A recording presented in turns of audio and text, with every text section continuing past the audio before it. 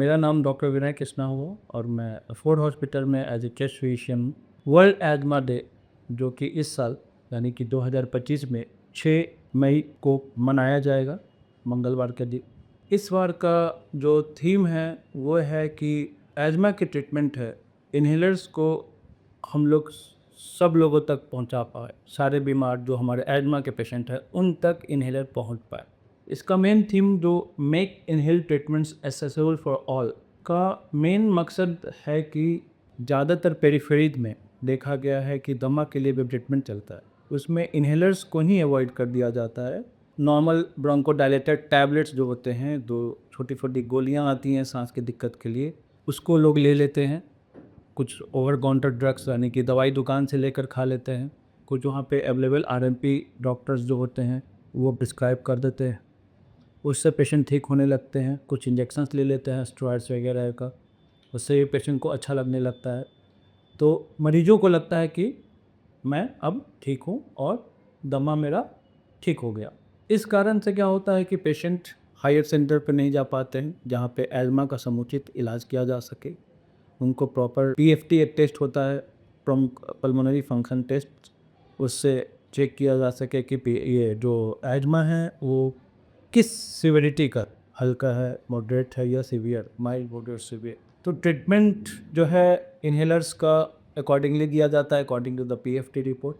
और पेरिफेरीज में ये सारा समुचित ढंग से नहीं होने के कारण पेशेंट बिना इन्हेलर के नहीं रह जाते हैं और वो वर्तमान में यानी प्रेजेंट में पेशेंट के लिए दिक्कत नहीं करता, क्योंकि पेशेंट तो अच्छा फील कर रहे होते हैं। बट अंदर में जो गड़बड़ी चल रही होती है, पेशेंट्स के एयरवे जो होते हैं, सांस नली में जो इन्फ्लामेशन जिसको सूजन कहते हैं, और जो संकुचन होता है श्वास नली का, एयरवे का, वो परमानेंट ठीक नहीं हो पाता, वो रिवर्स नहीं हो पाता, जिस कारण भविष्य में वैसे पेशेंट जिनको दमा है उसमें एयरवे जो है परमानेंटली नैरोड रह जाता है, जिसको कहते हैं एयर वे लिमिटेशंस, यानी कि एयर फ्लो जो जाना है वो लिमिटेड हो गया। अब पेशेंट का सांस नली सिकुड़ा रहेगा और अगर वो सिकुड़ गया है तो उससे हवा जो सांस अंदर जानी है वो पर्याप्त मात्रा में फेफड़ा तक नहीं पहुंच पाएगा और पेशेंट को सांस की दिक्कत रह जाएगी। और जब ये एयर फ्लो जो लिमिटेशन हो जाएगा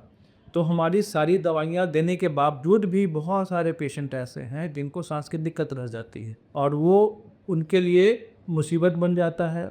कुछ पेशेंट को ऑक्सीजन भी लेना पड़ता है। एक्यूट एजमा अटैक्स आते हैं, जैसे हार्ट अटैक आता है वैसे ही एजमा अटैक होता है, दमा का अटैक होना, बार बार एडमिट होना होता है। कुछ लोग वेंटिलेटर्स पे चले जाते हैं, जिसमें वेंटिलेटर से कुछ तो निकल पाते हैं, कुछ नहीं भी निकल पाते हैं।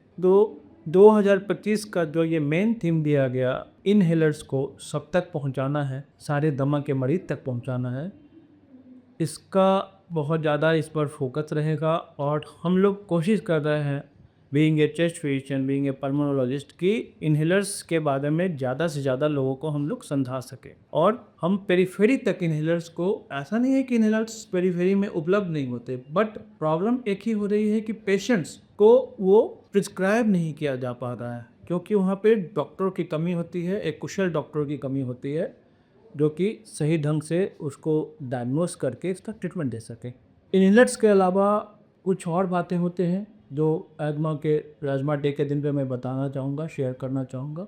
इन्हेलर्स लेने का भी तरीका बहुत इंपॉर्टेंट होता है। आप कैसे इन्हेलर को लें, तो ये अपने डॉक्टर से ज़रूर पूछ लें।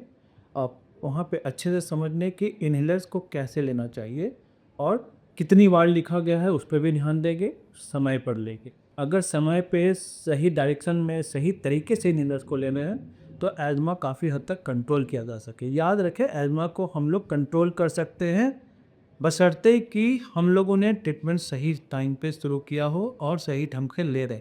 दूसरा है कि इन्हेलर्स के अलावा एजमा वाले पेशेंट को एलर्जी भी होती है, उसमें उनको जिस एलर्जिन से प्रॉब्लम है उससे बच के रहना है।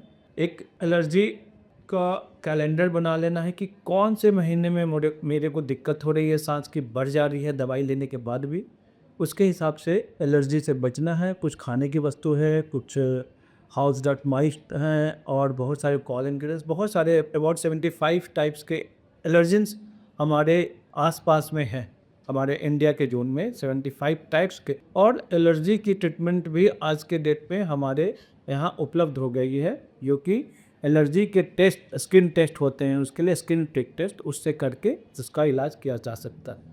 तो इसके अलावा बायोलॉजिकल्स का भी अभी ऑप्शन हम लोगों के पास है कि एजमा है, अगर कंट्रोल नहीं हो रहा है तो बायोलॉजिकल्स पे दिया जा सके। उसमें इंजेक्शन्स आते हैं, वो देने से बहुत सारे पेशेंट ठीक हो जाते हैं। इसके बावजूद भी, इतने सारे मेडिकेशंस के बाद भी, नए ट्रीटमेंट मॉडलिटीज़ के होने के बाद भी इन्हेलर्स को लेना होता है, समय लेना होता है। और इस चीज़ को आप खुद भी समझे और आपके आसपास जो भी पेशेंट्स हैं एजमा वाले, इन्हेलर्स जो लेते हैं, जिसको लोग फूकना भी कहते हैं कि फूकने वाली दवा लेते हैं, वो समय लें, ये आप भी उसको सुनिश्चित करें। और इस मैसेज को ज़्यादा से ज़्यादा लोगों को शेयर करें कि इन्हेलर्स को कभी भी बंद नहीं करना है जब तक कि डॉक्टर ना बोले। इसी के साथ मैं आप लोगों को शुक्रिया अदा करना चाहूँगा। धन्यवाद।